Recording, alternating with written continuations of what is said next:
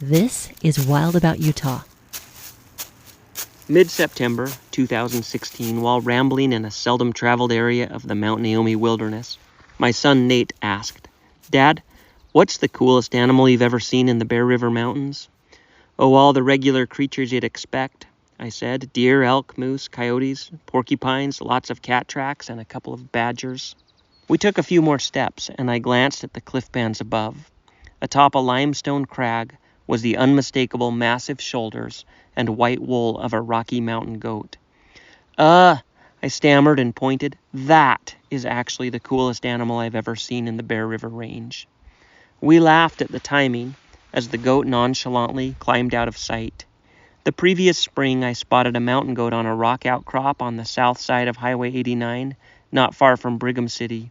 It was absolutely a mountain goat, Oromos americanus. If there was a mountain goat in Box Elder Canyon, then they certainly must be in the Wellsvilles. It is logical that the Willard Peak goats would move north. But this goat, in the heart of the Bear River Range, was perplexing. Where had it come from? Had it wandered south from Star Valley or worked its way northeast from Willard Peak? Either way is a lot of ground to cover where a mountain goat would be vulnerable to predators. Mountain goats thrive in the highest and harshest alpine environments. They have a two-layer coat, hollow longer strands of polar bear-like hair that grow up to 8 inches long, and dense wool beneath. They can subsist on moss and lichen. Specialized hooves enable them to climb places predators can't follow. Their best defense is their climbing skills. Cliffs provide safety, but that comes with a caveat. The leading causes of death of mountain goats are avalanches, rockfall, and, well, falling. When I returned home that day, I called the Utah Division of Wildlife Resources and asked a slew of questions. The previous year, there had been several sightings of a solitary mountain goat near Cinnamon Creek, then in Logan Canyon, and then our sighting further north. There were also sightings in the Wellsvilles. In the years since, several reports trickled in of mountain goats on Cherry Peak. Last spring, a goat carcass was found up Blacksmith Fork Canyon in an avalanche runout zone. In 1967, 6 Rocky Mountain goats were transplanted from Olympic National Park to the Lone Peak Wilderness. Since then, another 270 were released in various other locations.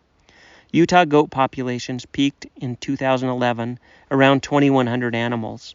Interestingly, the Willard Peak herd has declined from around 200 to about 30 goats.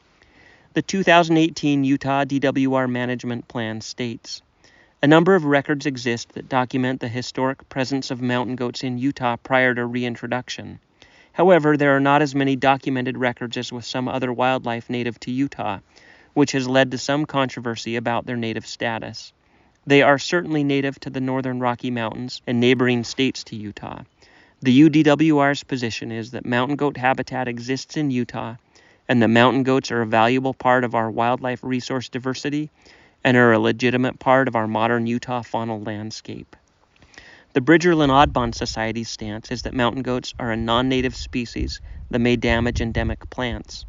Fellow Wild About Utah contributor Jack Green wrote a 2020 opinion piece opposing the introduction of Oromos americanus in the Bear River Mountains and suggested focusing on restoring bighorn sheep populations instead.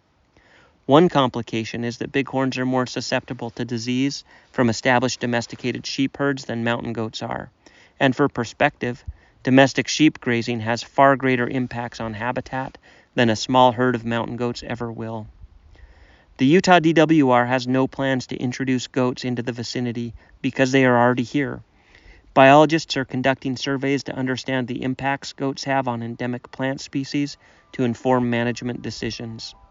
No matter how it all shakes out for the few solitary mountain goats that have worked their way into northern Utah, it is a thrill to watch these impressive climbers roam the wildest and craggiest portions of the mountains with blasé confidence. I am Eric Newell, and I am wild about Utah.